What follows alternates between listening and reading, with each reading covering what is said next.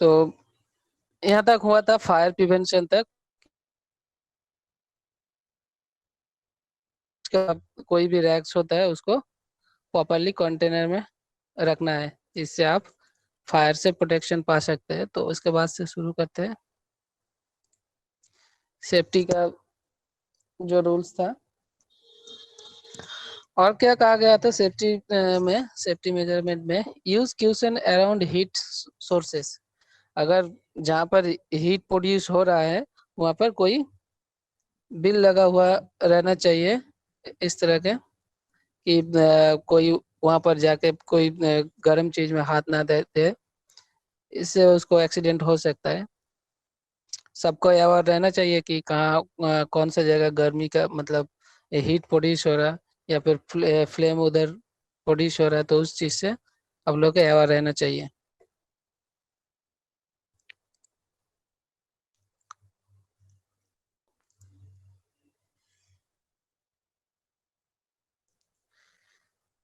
Next है communicate. ठीक है, तो जब मशीन अब कोई मशीन में कोई काम कर रहा है, ठीक है, तो या फिर कोई क्लीनिंग कर रहा है या फिर मेंटेनेंस कर रहा है, तो उस टाइम पे कैसे कम्युनिकेट करे किसी और से, या फिर कम्युनिकेट नहीं करना चाहिए। जिस काम पे वो कर रहा है उसी काम में ध्यान रहना चाहिए ताकि एक्सीडेंट ना हो।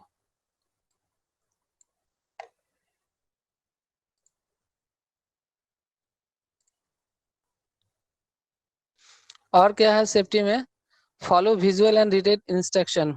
आप लोग अगर किसी कंपनी में जाओगे मशीन शॉप में, तो वहाँ पर आप लोग देख सकते हो जगह जगह पर ऐसे आप लोगों को रिटन इंस्ट्रक्शन देखने को मिलेगा। तो जहाँ पर ऐसे रिटन इंस्ट्रक्शन देखने को मिलेगा, तो उसमें थोड़ा देख लीजिएगा, ठीक है, कि क्या लिखा हुआ है। जो डेंजर जोन है हाँ, उससे थोड़ा आप लोगों को ध्यान में रखना पड़ेगा कौन सा डेंजर जोन है, कहाँ पर आपको आई प्रोटेक्शन लेना है, कहाँ पर कोई फ्लैश हैजर्ड है। ठीक है, इस सबको ख्याल रखना पड़ेगा।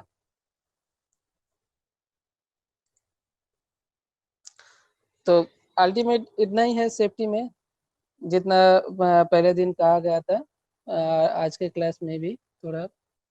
तो आपको जितना भी पॉइंट मैंने डिस्कस किया सेफ्टी में, सबको ध्यान में रखना पड़ेगा कि कहीं किसी वर्कशॉप में या फिर किसी मशीन शॉप में जाने के टाइम में आपको इस सब चीज़ के बारे में ध्यान रखना पड़ेगा। जितना भी आप काम में बिजी रहो, सेफ्टी ऑलवेज फर्स्ट। सेफ्टी आपके माइंड में पहले आना चाहिए, ठीक है, फिर दूसरा चीज में आप कंसंट्रेट करेंगे। पहले मशीन में काम करने के लिए पहले ही सेफ्टी के बारे में पहले आपको ध्यान देना पड़ेगा।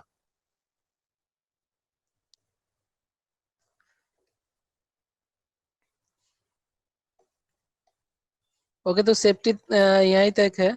नेक्स्ट आप लोगों को शुरू करता हूँ। नेक्स्ट सबको सुनाई दे रहा है ना? Yes sir. अच्छा, नेक्स्ट क्लास का जो पीडीएफ है वो आप लोगों को मिल जाएगा आज शाम तक, ठीक है। तो नेक्स्ट आज जो पढ़ेंगे कि मशीन शॉप में किस किस तरह का मशीन रखा हुआ रहता है, या फिर मशीन शॉप में किस तरह का मशीन से काम होता है, ठीक है।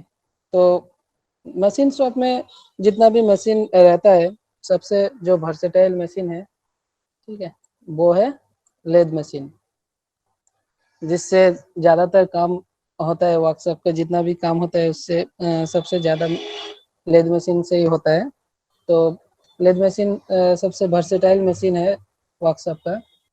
और लेद मशीन क्या है, एक तरह का मशीन टूल है, ठीक है, जो जिसका एक पार्ट रोटेट करता है, और उस रोटेटिंग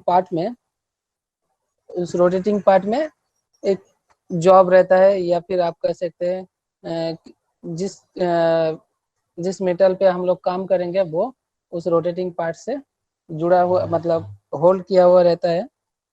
और एक तो क्या होता है उसको, एक तो कटिंग पार्ट रहता है जो जॉब को काटता है। लेद मशीन किसी ने पहले देखा है? हेलो, सबको सुनाई दे रहा है ना? जी सर। तो लेद मशीन आप लोग लेद मशीन आप लोगों में कोई है जो लेद मशीन देखे हो पहले? No sir. तो अभी नो सर। अच्छा, तो अभी पिक्चर में ही आप लोग देख सकते हैं। तो जब फिजिकली क्लास होगा तो आप लोगों को वर्कशॉप में अच्छी तरह से दिखाएंगे कि लेद मशीन क्या होता है, किस तरीके का काम लेद मशीन में होता है, ठीक है, कैसे चलता है। या फिर नेक्स्ट क्लास में जब मशीन के बारे में यहाँ पर जितना मशीन है सबके बारे में अलग अलग से मैं क्लास लूँगा। तो तब पूरा डिटेल्स बता दूंगा कि लेद मशीन किस तरह से चलता है। इतना याद रखिएगा कि वर्कशॉप का सबसे वाइटल मशीन है लेद मशीन, ठीक है। इसमें ज़्यादातर काम होता है और इसका जो वर्किंग मैकेनिज्म है वो भी मैं आप लोगों को समझाऊंगा। अभी इतना समझ के रखिए जो कि लेद मशीन एक वाइटल मशीन है और लेद मशीन चलने के लिए उसमें एक तो रनिंग पर मतलब मूवेबल पार्ट होता है, जो एक पार्ट है जो मूव करता है, ठीक है। और बेसिकली इसमें सिलिंड्रिकल जॉब ही ज़्यादा होता है। सिलिंड्रिकल जॉब को ही होल्ड करके हम लोग इसमें बहुत तरह का ऑपरेशन कर सकते हैं, लाइक कटिंग है, नार्लिंग है, ड्रिलिंग भी इसमें हम लोग कर सकते हैं, ठीक है। फेसिंग है, टर्निंग है, ये सब जो ऑपरेशन है आप लोगों को मैं बताऊंगा जब लेद मशीन का डिटेल्स पढ़ेंगे। क्या होता है नार्लिंग, क्या होता है ड्रिलिंग, मतलब फेसिंग, टर्निंग। ड्रिलिंग तो आप लोग समझ चुके हैं कि ड्रिलिंग क्या होता है। तो ये हो गया लेद मशीन। जो लेद मशीन का जो मूवेबल पार्ट होता है, मेरा कर्सर आप लोग शायद देख पा रहे हो अपने, ये वाला मूवेबल पार्ट होता है, ठीक है। इसको चक कहा जाता है। चक जो है इसका स्पिंडल के साथ जुड़ा हुआ रहता है और स्पिंडल है एक डायरेक्ट मोटर के साथ भी बेल्ट के थ्रू ज्वाइन रहता है। तो मोटर चलता है तो मोटर का जो पावर है वो ट्रांसमिट होता है इस वी बेल्ट के थ्रू से स्पिंडल के थ्रू से चक में ट्रांसमिट होता है। और यहाँ पर एक टूल पोस्ट लगा हुआ रहता है जिसमें हम लोग का कटिंग टूल लगा हुआ रहता है और कटिंग टूल से हम लोग कोई भी मेटल को, सिलिंड्रिकल मेटल को लेद मशीन में रख के कट सकते हैं, या फिर जितना भी ऑपरेशन है लेद मशीन का वो हम लोग कर सकते हैं। लेद मशीन के बारे में और किसी को कुछ जानना है, मतलब किसी को डाउट है कुछ?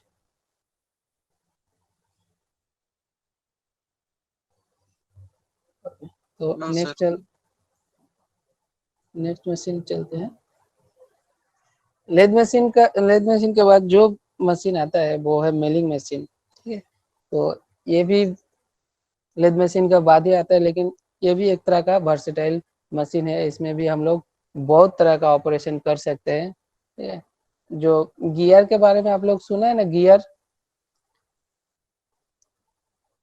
जो गियर होता है वो हम लोग इस मशीन से ही काट सकते हैं। बहुत तरह का मिलिंग मशीन आप लोगों को देखने को मिलेगा। आप लोग अगर किसी शॉप में जाएंगे, गाड़ी वाला गियर सर। हाँ, गाड़ी वाला जो गियर होता है, ठीक है, वो गियर इसी मशीन से बनता है।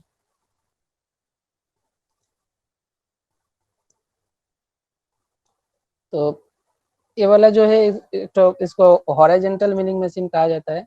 हॉरिजॉन्टल क्यों? मेरा जो कर्सर है आप लोग देख सकते हैं, इसको स्पिंडल कहते हैं मिलिंग मशीन का। इसके स्पिंडल जो है वो हॉरिजॉन्टल लेन में है, तो इसीलिए इसको हॉरिजॉन्टल मिलिंग मशीन कहते हैं। और एक तो मिलिंग मशीन है उसको वर्टिकल मिलिंग कहते हैं, और उसका जो आप लोगों का जो स्पिंडल रहता है वो वर्टिकली रहता है, इसीलिए उसको वर्टिकल मिलिंग कहते हैं। तो मिलिंग दो ही तरह का होता है, एक हॉरिजॉन्टल मिलिंग मशीन और vertical milling machine according to spindle. और भी कई तरह का मिलिंग मशीन होता है, वो मैं मिलिंग जब आप लोगों को पढ़ाऊंगा तो डिटेल्स में बताऊंगा। अभी के लिए इतना ही आप लोग जान रखिए कि हॉरिजॉन्टल मिलिंग होता है और वर्टिकल मिलिंग होता है। इसमें भी एक रोटेटिंग पार्ट होता है, ठीक है, और इसमें जो होता है, इसका जो कटर रहता है या फिर कटिंग टूल जो रहता है वो रोटेट करता है।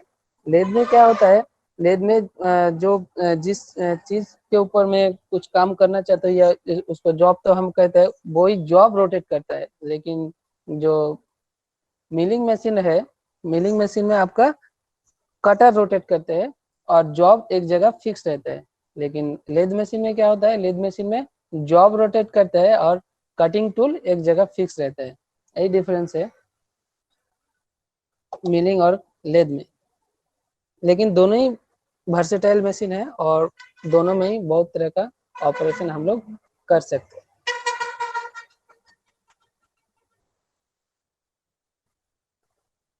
और मिलिंग में आप लोग जान के रखिए, इसमें 3 तरह का मूवमेंट आप देख सकते हैं। एक तो है हॉरिजॉन्टल मूवमेंट। ये जो मेरा जो कर्सर है, इसको मिलिंग का टेबल कहते हैं। तो ये टेबल आपको हॉरिजॉन्टली मूवमेंट दे सकता है और और एक तो मूवमेंट है जो वर्टिकली, यानी अप डाउन भी हो सकता है, ठीक है। और एक तो जो मूवमेंट रहता है, जो टेबल है, इसको हम लोग स्विvel करके इसको एंगल दे सकते हैं। मतलब अभी तो जिस लेवल पे है, इसको घुमा के हम थोड़ा एंगल कर सकते हैं। तो ये 3 तरह का मूवमेंट देखने को मिलता है मिलिंग मशीन में। इसको ध्यान में रखिएगा कि मिलिंग मशीन में कितना तरह का मूवमेंट देखने को मिलता है।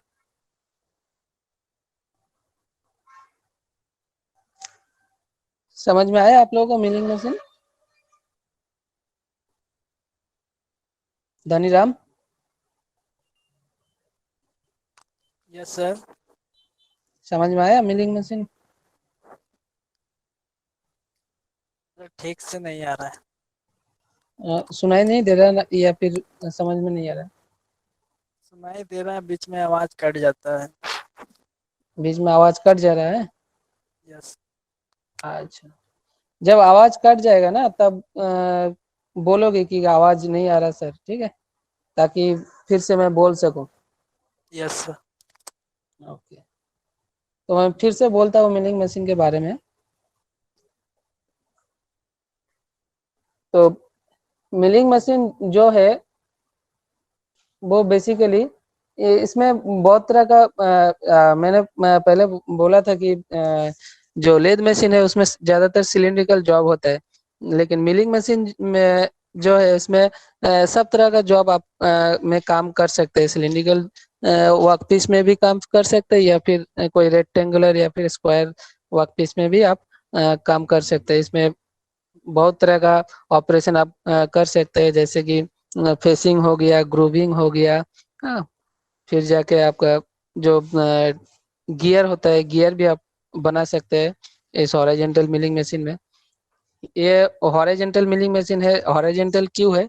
इसका जो स्पिंडल है, मेरा कर्सर आप देख सकते हैं, इसका जो स्पिंडल है वो हॉरिजॉन्टल लेन में है, इसीलिए इसको हॉरिजॉन्टल मिलिंग मशीन कहते हैं। दूसरा तरह का और एक तो मिलिंग मशीन देखने को मिलता है, उसका जो जो आपका स्पिंडल होता है वो वर्टिकली रहता है मशीन के साथ लगा हुआ, इसीलिए उसको वर्टिकल मिलिंग मशीन कहते हैं।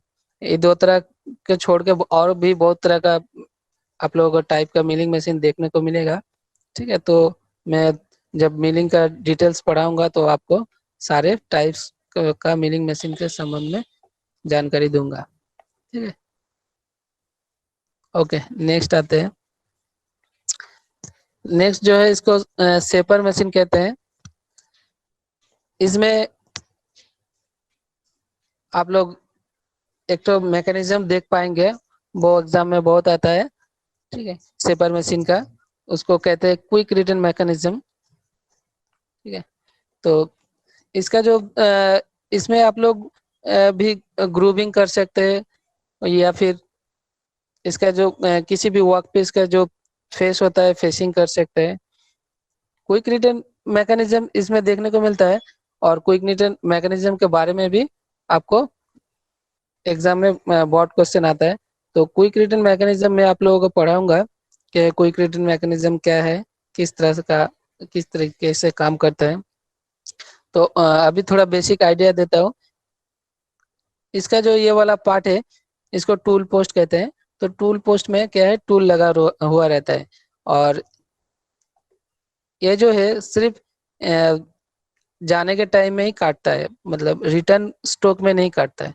इसका जो स्ट्रोक होता है एक बार जाता है और एक बार मतलब सामने की तरफ फॉरवर्ड डायरेक्शन में एक बार आता है और एक बार पीछे जाता है। ये जो आगे पीछे जा रहा है इसको रैम कहते हैं। तो रैम एक बार फॉरवर्ड डायरेक्शन में जाता है और एक बार बैकवर्ड डायरेक्शन में जाता है, लौट के आता है। तो जब फॉरवर्ड डायरेक्शन में जाता है तभी सेपर का जो कटिंग टूल है वो वर्क पीस के ऊपर काम करता है। जब बैकवर्ड डायरेक्शन में आता है तो काम नहीं करता है, और जो बैकवर्ड डायरेक्शन है वो फॉरवर्ड डायरेक्शन से फास्ट मतलब होता है। जो फॉरवर्ड डायरेक्शन में जब रैम जाता है तब जितना स्पीड रहता है बैकवर्ड डायरेक्शन में आने के लिए उससे ज़्यादा स्पीड हो जाता है। इसी को क्विक रिटर्न मैकेनिज्म कैसे मतलब कहते हैं। तो यही मैकेनिज्म इस मशीन में आप लोगों को देखने को मिलेगा और देखने को मिलेगा। सर हाँ, इससे क्या काम करते हैं? इससे बहुत तरह का ऑपरेशन होता है।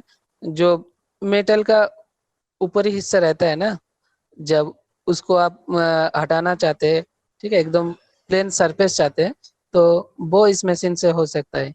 या फिर अ, आप इस मशीन में ही देखिए, मेरा कर्सर जहाँ पर है, ठीक है, दिखाई दे रहा है ना, एक तो ग्रूव है ना यहाँ पर।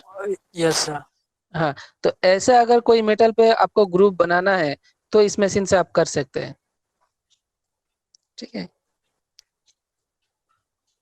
और भी प्रोसेसिंग होता है, जैसे कि आपको बताया था कि गियर गियर के बारे में कि मिलिंग मशीन में आप गियर काट सकते हैं। तो इस मशीन से भी गियर काटमेंट लगा के आप इस मशीन में अभी गियर काट सकते हैं, ठीक है। Yes sir. और हाँ, और इस मशीन में क्या है, इस मशीन में जो वर्क पीस रहता है वो फिक्स रहता है, और जो कटिंग टूल रहता है वो मूवेबल रहता है। कटिंग टूल कहाँ पर लगा हुआ रहता है, इस रैम के साथ टूल पोस्ट के साथ, रैम के साथ टूल पोस्ट रहता है, टूल पोस्ट में कटिंग टूल लगा हुआ रहता है। तो कटिंग टूल आगे पीछे होता है, और जो वर्क पीस है आप लोग देख सकते हैं कि मशीन के टेबल के ऊपर वाइस लगा हुआ है। वाइस के बारे में आप लोग को पहले भी जानकारी दे चुका हूँ। तो इस वाइस में टूल जो है, मतलब वर्कपीस जो है वो लगा हुआ रहता है, और ये रैम आगे पीछे होता है, उसी से कटिंग होता है।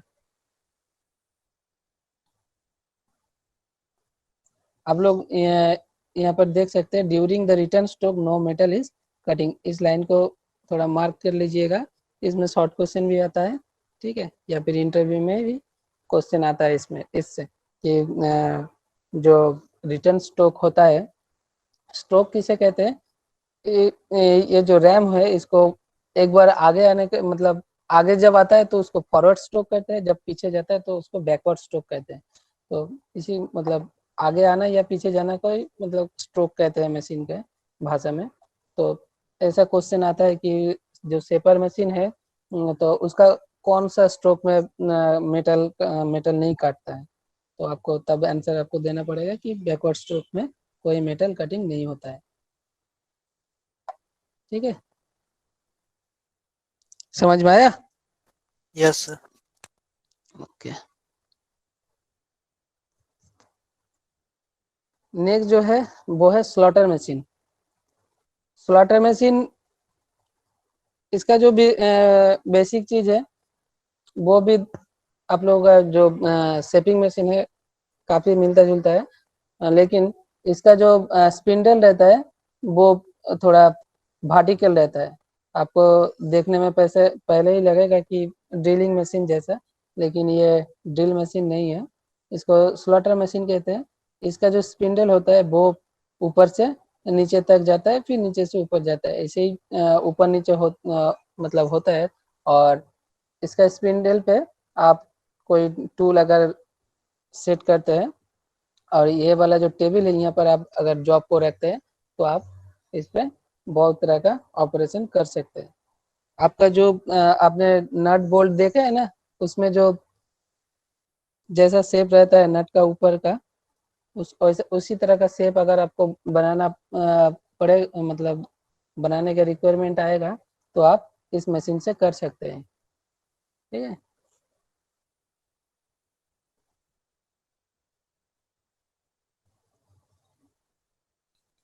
इसमें जो मैकेनिज्म रहता है, इसमें जॉब एक जगह रहता है और कटिंग टूल है जो है वो रेसिप्रोकेटिंग होते रहते हैं। ठीक है। कटिंग टूल किस तरह से रेसिप्रोकेट होते हैं, वो वर्टिकली रेसिप्रोकेट होते हैं। और जो इसका भी जो मतलब रेसिप्रोकेट होने में जब इसका जो डाउन स्ट्रोक होता है, स्ट्रोक के बारे में पहले बताया, तो जो डाउन स्ट्रोक होता है डाउन स्ट्रोक में ही मेटल को कट करते हैं, जब अप स्ट्रोक होता है तब कोई मेटल कटिंग नहीं होता है। ठीक है। इसको भी ध्यान रखिएगा, जो डाउन स्ट्रोक होता है उसी में कटिंग होता है, अप स्ट्रोक में कोई मेटल कटिंग नहीं होता है।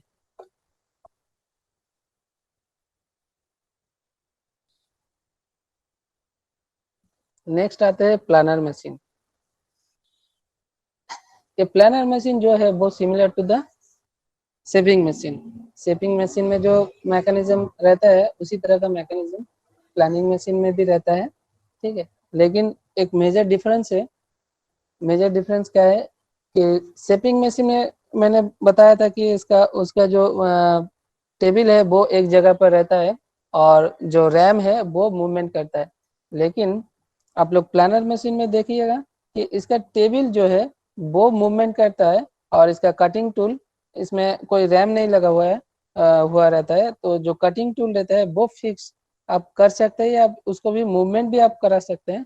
यहाँ पर आप देख सकते हैं, ये मेरा कर्सर जहाँ पर आप देखिएगा, ये वाला जो हिस्सा है, ठीक है, इसमें टूल पोस्ट लगा हुआ रहता है और इस टूल पोस्ट को हम लोग फिक्स भी कर सकते हैं या फिर आगे पीछे भी कर सकते हैं। किसके वजह से, दाएं तरफ देखिएगा क्रॉस रेल लिखा हुआ है, इस क्रॉस रेल से हम लोग जो इसका जो कटिंग टूल है इसको आगे पीछे साइड मतलब किसी भी तरह मतलब साइड में लेके जा सकते हैं।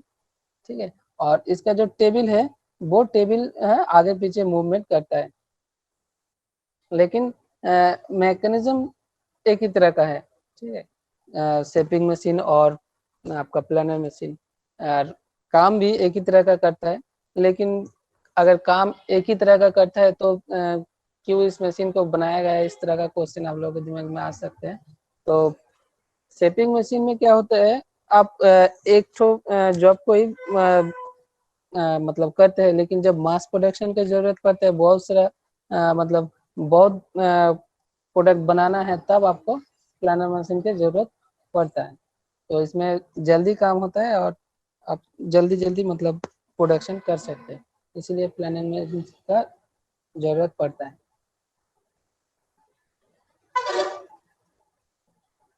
अब यहाँ पर देख सकते हैं, यहाँ पर लिखा हुआ है planer machine is similar to shaper but larger and with workpiece moving, whereas shaper the cutting tool moves।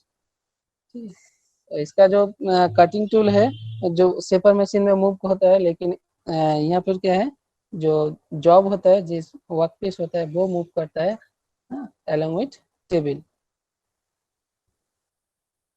समझ में आया? हेलो, जी सर। समझ में आया ना? जी सर। सबको समझ में आ रहा है? सभी तो चुपचाप है।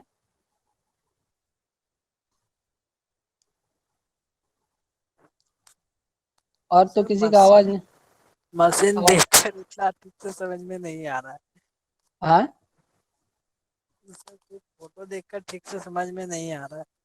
हाँ, ये तो बात है, फोटो देख के पूरा तरीके से समझ में नहीं आएगा, लेकिन क्या है, एक तो आइडिया मिल जाएगा कि मशीन शॉप में किस तरह का मशीन रखा हुआ रहता है, किस तरह का काम होता है मशीन से, ये थोड़ा आइडिया आपको मिलेगा कि किस तरह का मशीन रहता है और उससे क्या काम होता है। ठीक है। और फिर जब आप लोग फिजिकली क्लास कर पाएंगे तो अगर अभी थोड़ा आइडिया, बेसिक आइडिया आपको रहेगा कि किस मशीन का क्या नाम है, किस तरह का काम होता है, तो तब जब फिजिकल क्लास होगा समझ में बढ़िया से समझ में आ जाएगा। ठीक है। Yes sir. नेक्स्ट जो मशीन रहता है वो है ड्रिलिंग मशीन। ड्रिलिंग मशीन आशा करता हूँ सबको समझ में आया था। ड्रिलिंग मशीन के बारे में आप लोगों को तो पहले ही बता चुका हूँ। ड्रिलिंग मशीन के डिटेल्स भी आप लोगों को दे चुका हूँ, कितना तरह का ड्रिलिंग मशीन है। हाँ, ड्रिलिंग मशीन के पार्ट्स के बारे में समझा चुका हूँ। ड्रिलिंग मशीन में मतलब कौन सा ड्रिलिंग मशीन से कितना डील हम लोग कर सकते हैं वो भी मैं दे चुका हूँ। तो ड्रिलिंग मशीन आप लोग पढ़े ड्रिलिंग मशीन का जो पीडीएफ आप लोगों को मिला उसको रीडिंग पढ़ा है सब कोई?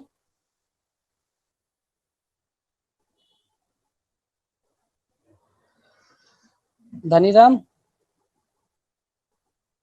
Yes sir. आप पढ़े हो ड्रिलिंग मशीन का जो पीडीएफ मिला? No sir. उसको पढ़ लीजिएगा, ठीक है, नहीं तो यस सर। भूल जाइएगा। अगर नहीं पढ़ेंगे तो आपको याद नहीं रहेगा क्या ड्रिलिंग मशीन में क्या काम होता है, कितने तरह का ड्रिलिंग मशीन होता है। ठीक है। Yes sir. क्लास होने के बाद एक बार उसको रिवीजन कर लीजिएगा तो अच्छी तरीके से याद रहेगा। नेक्स्ट जो आता है वो है ग्राइंडिंग मशीन। ग्राइंडिंग मशीन क्या है?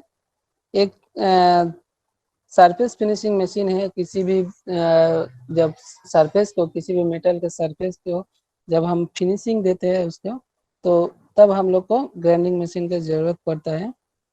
या फिर किसी भी मशीन को जो नोकीला पॉइंट है उसको कम करने के लिए भी हम लोग ड्रिलिंग मशीन का यूज़ करते हैं। ये वाला जो मशीन आप लोग देख पा रहे हैं इसको टेबल ग्राइंडर कह सकते हैं, ठीक है, या फिर बेंच ग्राइंडर भी कह सकते हैं। ये बेसिकली किसी टेबल या बेंच पे फिट होता है। इसका जो बेस है, हाँ, इसका जो बेस है आप लोग देख पा रहे हैं, इसका जो बेस है यहाँ पर नट बोल्ट से आप लोग टेबल या बेंच पे फिट कर सकते हैं। तो इसीलिए इसको टेबल ग्राइंडर या फिर बेंच ग्राइंडर भी हम लोग कहते हैं।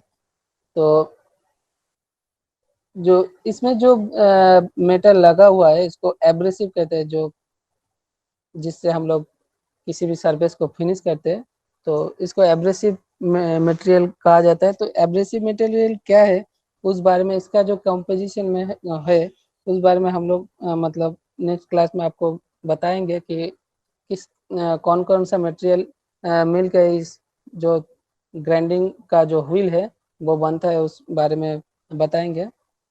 तो ग्राइंडिंग व्हील से बेसिकली क्या है, इसमें जो क्वेश्चन आता है कि ग्राइंडिंग व्हील, क्या ग्राइंडिंग व्हील एक सिंगल पॉइंट कटिंग टूल है या फिर मल्टी पॉइंट कटिंग टूल है? ये क्वेश्चन बहुत बार आता है, तो इसको ध्यान में रखिएगा कि ग्राइंडिंग व्हील एक सिंगल पॉइंट कटिंग टूल है, ये मल्टी पॉइंट कटिंग टूल नहीं है।